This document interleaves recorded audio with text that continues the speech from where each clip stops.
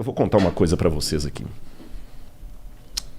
Olha, é a primeira vez que eu conto isso em rede, hein? Da hora.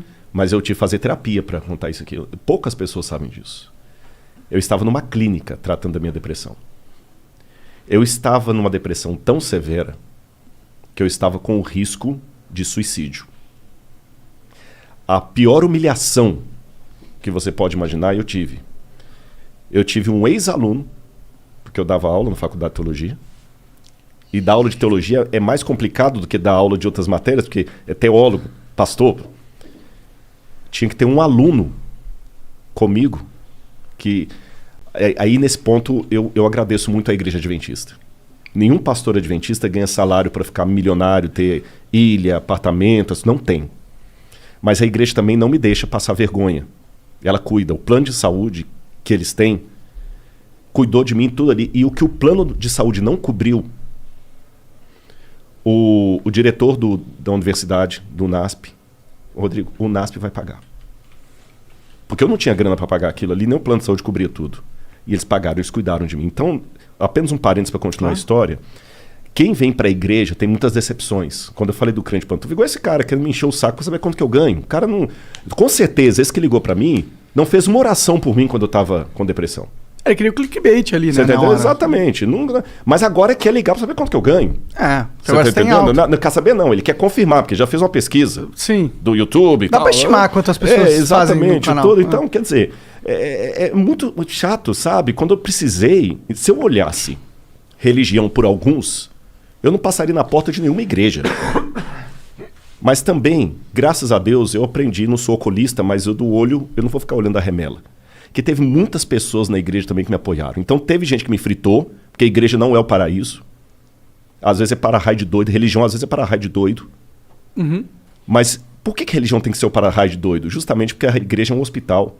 Porque o doido precisa de guia. Exatamente. Se a igreja agora começar a ser elitista, só vamos aceitar os bem ajustados, ela deixou de ser igreja. Sim, tá certo. Só que o problema é que enquanto o cara é um débil mental, antes de entrar para a religião, ele é um débil mental. Depois que ele entra, mas você não é crente? É complicado isso. E eu só peço a Deus assim que tenha misericórdia de mim. Mas eu tive muita gente na igreja que me ajudou. Eu tive fogo amigo, cara que vem para te fritar.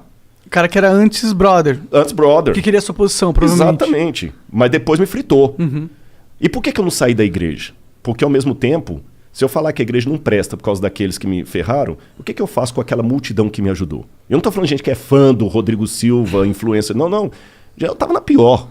E aí o diretor chegou, todo sábado ele ia me visitar na clínica de tratamento que eu estava. E 2 detalhes aconteceram aí. Por isso que o meu livro chama O Ceticismo da Fé. Tem coisa que eu tenho dificuldade de acreditar que é coincidência. A médica que me recebeu ali, a psiquiatra, eu não tinha condição de ficar naquela clínica. É o Cevisa, Centro de Vida Saudável, que fica lá em Engenheiro Coelho. Tem tratamentos naturais, o lance da alimentação, você entendeu? E aí, eu tava tão mal que, nessa época eu tava em Sobral, passei uns 2 meses em Sobral, trabalhando para uma universidade lá, numa licença, um sabático, e o dono lá, que é muito rico, viu que eu fiquei tão mal, que ele me pegou, botou no avião particular dele. Eu só lembro de uma cena assim, que é interessante, a depressão, eu nunca fiquei bêbado, mas eu deduzo que é mais ou menos aquilo, porque eu não lembro detalhes, eu lembro flashes. Entendi. Você entendeu? Eu lembro do Dr. Oscar, lá de Sobral, gente fina demais, muito bacana. Ele, Rodrigo, você vai para São Paulo, lá para o Cevisa. E eu lembro que ele pegou um dinheiro e botou no meu bolso, e eu lembro do valor, era R$1.000. Eu falei, doutor Oscar, não, põe aqui que você precisar de alguma coisa. Que é assim que eu... E o piloto dele trouxe, e eu já não lembro mais nada. Eu lembro eu no quarto, vários dias no escuro, só fazia xixi, um xixi amarelo, não queria comer nada. Muito mal, muito mal. Você sabe por que você tava mal? Assim? Sim. Foram problemas particulares, pessoais, que me afundaram. Eu já tinha o gatilho. Entendi. Porque todo mundo tem seus traumas desde a infância. Claro. A minha infância foi uma pocilga emocional. Que o lar que eu tive, meu amigo, por favor. Minha mãe dormia com faca debaixo do travesseiro, punhal, falando que ia matar meu pai. Imagina você escutando isso com 6 anos, 7 anos de idade. O meu irmão tem o cóccix quebrado até hoje de violência doméstica. E meu irmão que já morreu, ele vivia falando que ia me matar. Você tá entendendo? Então, quer dizer, eu cresci num... Um ambiente tóxico. Nossa, mãe, toxiquíssimo. Você nem sei se existe essa... Aí, Então tudo isso aí já te predispõe. Claro. Mas não foi uma coisa assim com Deus ou algum pensamento não. De angústia existencial, não era algo assim? Não, foi angústia existencial, porque tem uma hora que mistura tudo. Entendi. Vira uma salada de fruta, você já nem sabe mais por que tá doendo. Sabe o que é você ajoelhar, querer orar e só chora? Eu não queria viver. Eu perdi a ligação com a vida. A verdade foi essa. E quando eu cheguei, eu lembro na clínica lá, e eu lembro das meninas tentando, Rodrigo, come, as meninas, as enfermeiras que ficavam lá. Não queria ver ninguém. E com o pior, naquela época eu já era conhecido. Ah, entendi. Eu já era conhecido. Quando que você ficou conhecido? Porque é o seguinte, eu tenho um programa de TV, a TV Novo Tempo, o programa Evidências. Então o programa Evidências, ele vai ao ar e muita gente é conhecido, Evidências. Eu tive 3 entrevistas no Jô Soares. Ah, que da hora. E na época que o Jô Soares era... O flow da época era o Jô, não tinha internet. Pô, obrigado. Mas é verdade, não, sem bajulação. Vocês sabem que hoje aqui o próprio Vilela falou, bom, os caras do flow, né? Aliás, um abraço pra ele aqui, não sei se ele tá assistindo Vilela. A gente. Mas o que acontece? O Jô me chamou uma vez, eu fui, falei de Bíblia e tal. Ele chamou uma segunda vez, deu 2 blocos, chamou uma terceira e deu 2 blocos. Então eu fiquei muito conhecido. E dava palestra, aquela coisa toda. Então, assim, é pior, cara, porque a sua vida vira um Big Brother. Todo mundo sabe. E foi uma situação muito complicada. Problemas emocionais estouraram e tudo. E eu mal. E o que é pior? Quando você tá mal também, e você é conhecido, começa muita gente a falar abobrinha. Aí muita coisa... Aí cada hora chegava, olha, estão comentando isso a seu respeito, aquilo a seu respeito, aquilo a seu respeito. Cara, tem uma parábola que fala das penas alçadas ao vento, sabe? Que o pai mandou o menino soltar as penas lá, para falar, agora vai recolhe. Não tem como recolher, falei, são como as palavras que as pessoas soltam, né? Então não estou entrando no mérito da questão, porque é uma coisa bem particular o que me levou aquilo ali, mas eu estava mal e com muito comentário que me arrebentava, e comentário de pares, de gente de igreja. Entenda um pouco como que é.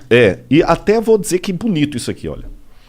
Um pouco antes disso, eu tinha sido barrado de dar uma palestra na Unicamp, porque um grupo de professores ateus não queria gente falando lá que tinha ideia criacionista.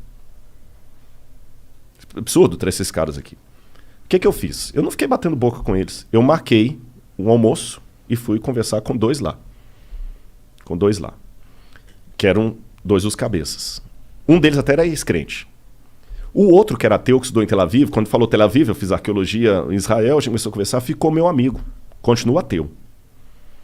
Mas depois que ele viu o meu espírito, a minha seriedade acadêmica, mesmo achando um absurdo eu acreditar em Bíblia e tudo mais, teve um outro evento na Unicamp, nessa época que eu estava doente, e veio um ex-professor meu, Joseph Gaffin, que eu para falar lá de arqueologia bíblica. Eu lembro que eu mandei para ele, eu falei assim, olha, vocês não vão barrar, não, Rodrigo, beleza, a gente já sabe agora que a coisa é séria. E ele mandou para mim um e-mail, na época era e-mail. Rodrigo, eu tô sabendo que você tá mal, por isso que você não veio aqui na Unicamp e tudo e tal. Cara, eu não acredito em Deus, não. Mas você acredita. Ele vai te ajudar. Ah, legal. Cara, isso vindo de um ateu.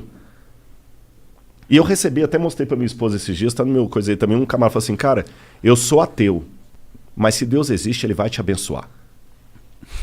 Pô, cara, eu vou te falar, nesse livro meu eu falo o seguinte, o Betinho, lembra o Betinho? Uhum. O Betinho podia não acreditar em Deus, mas Deus acreditava no Betinho. E eu vou falar uma coisa aqui que vai deixar muita gente oriçada. Eu estou preparado para encontrar vários ateus nos céus e muitos santos, talvez não verei lá. Eu sei que muita gente, como ateu, mas ele não... Eu estou preparado. O céu que eu acredito tem espaço para o ateu, porque, na verdade, só Deus conhece os corações. Eu estou vendo o Igor aqui, estou te vendo. Eu posso fazer um monte de pré-julgamento pela sua roupa, pelo seu cabelo, pelo seu jeito de me olhar e tudo mais e tudo. E tá mais errado, mais por fora do que bumbum de índio. Você pode falar bunda, eu não posso, que fica chato. Aquela história do quadro, né? Aquela história do quadro. Deus conhece os corações. Deus estava comigo ali, mas eu estava anestesiado pela dor. Aí, quando eu cheguei, eu fui saber disso depois, a médica que tinha que assinar para eu ficar lá, chamada psiquiatra. Ela foi lá, doutora Natália, inclusive acabou de ser mãe há pouco tempo agora, mora lá em Limeira, depois a gente fez amizade, aí a gente não pode mais ser minha médica, porque fez amizade, né? Ela nem me conhecia. Ela não me conhecia. E ela sabia que eu não podia estar lá. O outro médico que estava falou assim, ele não pode ficar aqui não tem condição técnica de recebê-lo, porque se eu me matasse ali dentro, imagina. E ela sentiu uma voz que falou com ela assim, cuida dele. Médica. Não estou falando de ninguém provinciano, não. Inteligentíssima. Fez mestrado na Unicamp, muito... Nossa, a Natália tem uma cabeça extraordinária. Eu fui saber disso tudo posterior.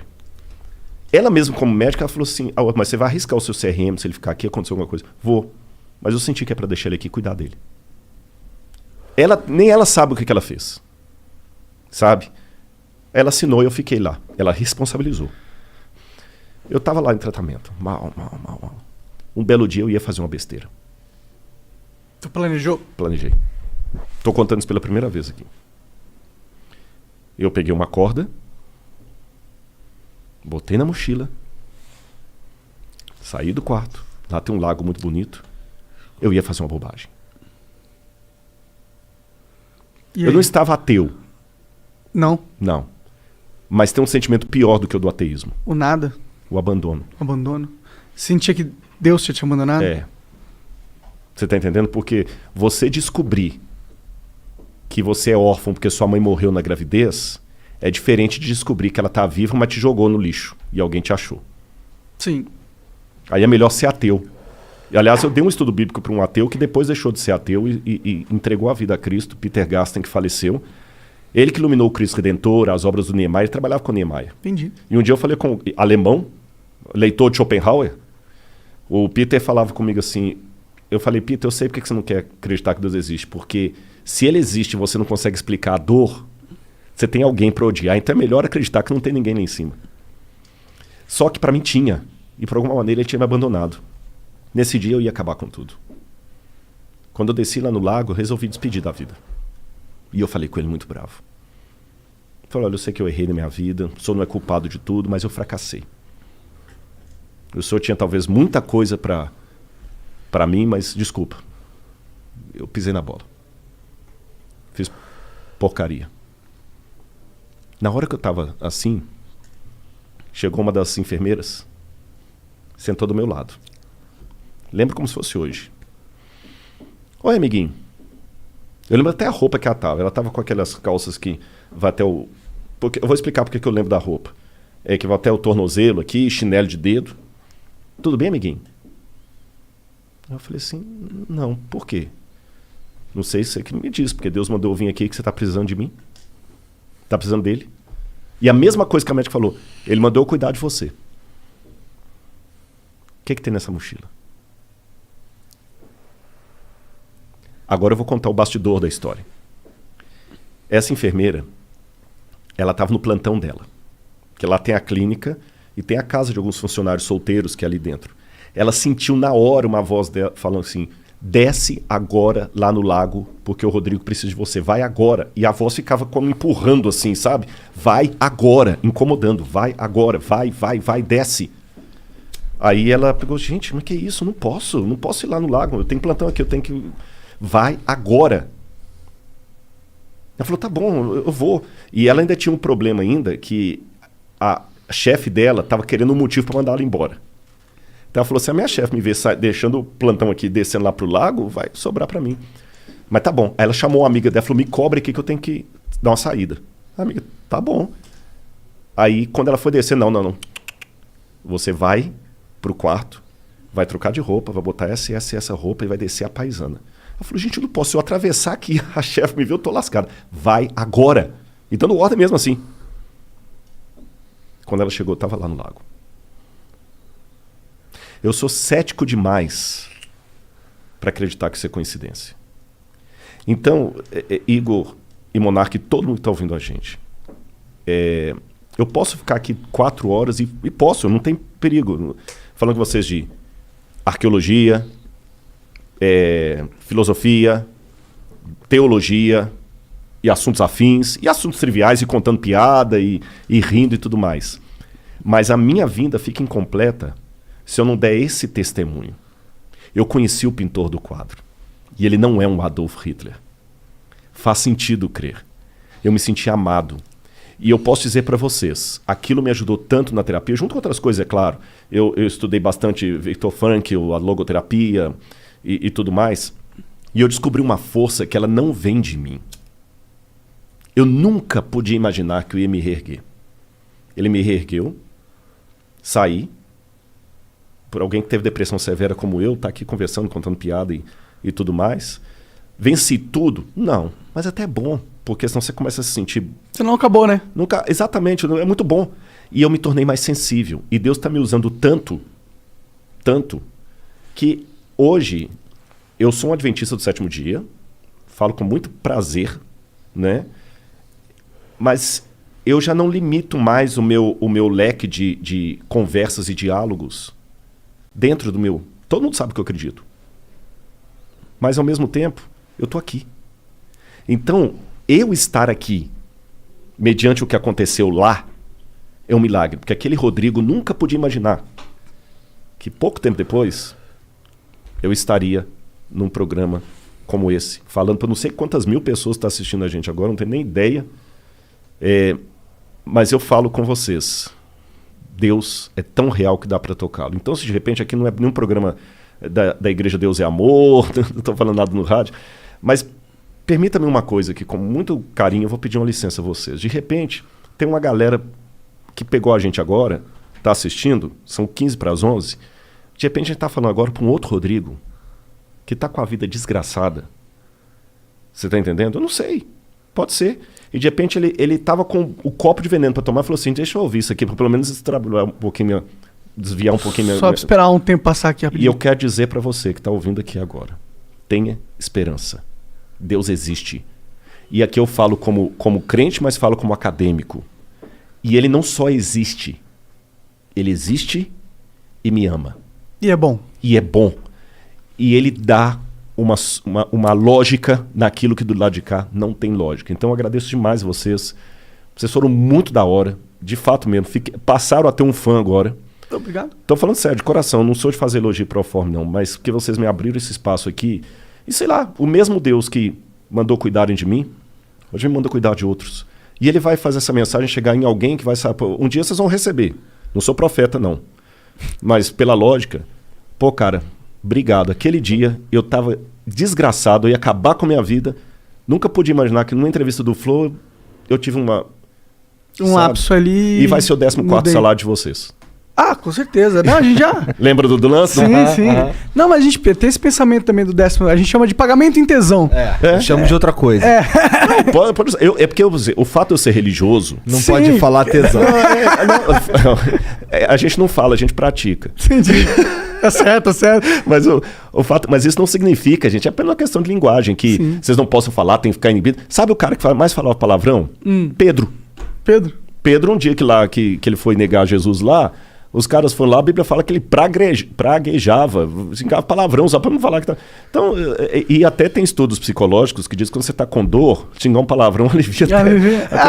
Então a gente pega mas na linguagem religiosa, a gente evita o palavrão, mas a gente tem uns esquemas. Você pode falar assim, mas que bosque.